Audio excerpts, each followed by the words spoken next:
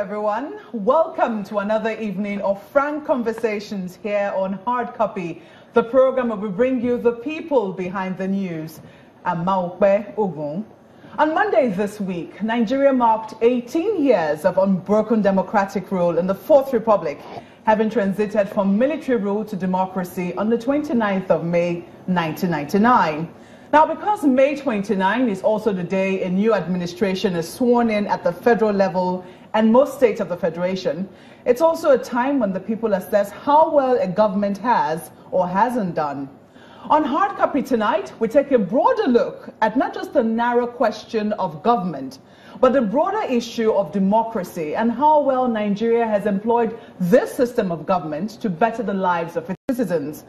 My guest tonight is Osita Chidoka, a former Minister of Aviation in the past administration, and a former Corps Marshal of the Federal Road Safety Corps. Mr. Chidoka, you're welcome to Hard Copy. Thank you very much. It's definitely very interesting to see you sporting a very new look, I must say. How's it been out of office? Oh, very well. Surviving. You've been away from the limelight for a while. Is there any reason for that? Yeah, just sitting down, thinking, evaluating things, and watching how our country is heading and in which direction we're headed to. But generally, just keeping to myself. And there's no reason for that? Not much. Okay, well, I'll give you one reason. Now, only recently, I'm sure you've seen this book, Olusegun Adeniyi's Against the Run of Play. Have you seen it? Yes, I have. He chronicles how an incumbent president was defeated in Nigeria. Now, he said you had a role to play in the concession announcement of President Goodluck Jonathan. Was his depiction of you in that book correct? Largely so. Largely correct, yes. Why did you think you had to beg? Were you begging the incumbent president at that time to concede defeat?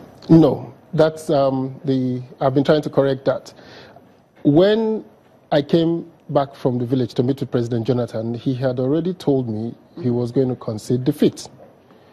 What was the issue that afternoon was he was unequivocal about it. He knew the election had gone against him, and he said, I'm going to concede defeat. And we started discussing what would be the ingredients of his speech. What was the discussion that afternoon was whether he should call General Buhari before the results come out, or he will wait after the results have been announced and then make his speech, which many people felt at that time was the best thing to do, so that in case he wants to go to court, he shouldn't be seen to have conceded defeat and then want to go to court. But luckily for me, I got the then Attorney General involved, who explained that whatever he says doesn't preclude him from going to court.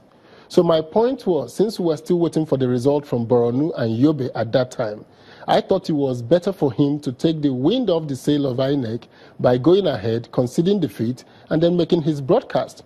Two things will be achieved. One, he will bring down the temperature of the country immediately. And two, it will be seen that he has faith in the process he initiated for the election, since the whole INEC process was by him. So many people were of the contrary view that he should wait for INEC to announce the results and then say things to the effect that, well, the election has come and gone and we'll wait and see whether the party will go to court or not go to court. But at the end of the day, I think he bought this other point of view and went in and made that historic call, which I think remains a defining legacy of the Jonathan administration. Yeah, but the book depicts yourself, Mr. Dudafa then, and also the Attorney General as having to kneel in front of the president. Was that true?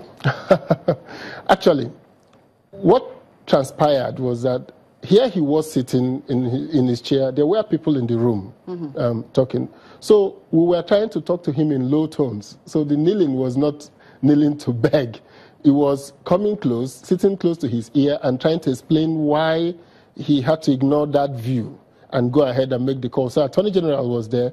And then Dudafa, who was his special assistant, was the one who boldly came out and said, that we have to do this. We have to do what we have to do. And then went ahead and got General Buhari on the line, and he went in to talk to him. So it wasn't a begging to convince him to accept the result. It wasn't a begging because he himself had said, I will accept the result.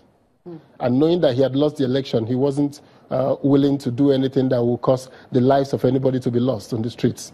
Now let's talk about the event of this week. On Sunday, May 28th, just the day before Democracy Day, you delivered a lecture at the Obasanjo Library titled Towards a Guiding Political Philosophy for a Democratic Nigeria. A very interesting expose, I must say. Now, first of all, let me ask you, do you believe in the oneness of Nigeria? Yes, I do.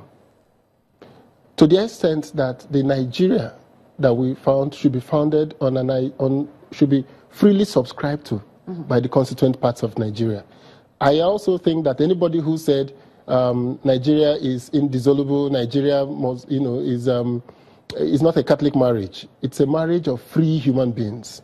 For Nigeria to be a great country, it has to be a country of free people. It has to be a country freely subscribed to by every Nigerian. It has to be a country negotiated on the principles that underpin all of our beliefs. And I think that Nigeria is large enough. Nigeria has great potentials. Nigeria is exceptional in its combination of 3 major ethnic groups, minor ethnic groups, and all kinds of sights and sounds, from the Sahelian desert down all the way to the mangrove in the Niger Delta. So Nigeria provides great possibilities for every Nigerian. I ask you this because I know you're from the Southeast. Yes. You have also served, in this country in a very important capacity. Yes. You've seen things at the federal level. And now, well, we'll come to that much later. You're also expressing political ambitions in the area where you come from, I think, in Anambra State. Correct. Precisely. Now, people say, or they cite the role you played in conveying Nnamdi Kanu away from Kuje prison after he was granted bail by a federal high court, and think that you might be sympathetic towards the call for Biafra. Are you? My sympathy for the call for Biafra is the same sympathy I have for the Scottish people, is the same sympathy I have for the people in Quebec, is the same sympathy I have. My attitude in Nigeria have always been. On April 28th, I wrote an article at the back page that was March, the day of the election, on the back page of this day. And I titled it The Death of the African Big Man. I said the model of finding strong men to rule Nigeria, to put the natives in order, to bring Nigeria together and make sure there is no problem in the country because you want a warrant chief who will control it, which I thought was the view being propounded by the Americans and the British by bringing a retired general and saying he will keep Nigeria strong. I said, no, that's not what will keep Nigeria together. What will keep Nigeria together is democracy, is inclusiveness, is the ability to bring people together. That is why I think it was very significant that at the 50th anniversary of the Biafra Declaration of Biafra, the Vice President of the Federal Republic of Nigeria was at the event at the Yaradua Center. And he spoke from his heart. He said, I lost an auntie who went with her husband back to Biafra. I had friends who left school and didn't come back. Therefore, we have a clarion call by all to build a nation where no man is oppressed. So whenever there is the oppressed, whenever there are people who feel alienated, which is what the strong man always brings to the table. The strong man brings the issue of we must have this, we must do this. But democracy is about inclusion. Democracy is about negotiation. I don't want wars in Nigeria. The Ohanese president made it very strongly. We don't want wars. The government should stop this street fighting with IPOB and MASOB. I am very certain that once we have a country where people know the rules of engagement, where people understand their role in that country, I believe Nigeria will be a very big, beautiful country.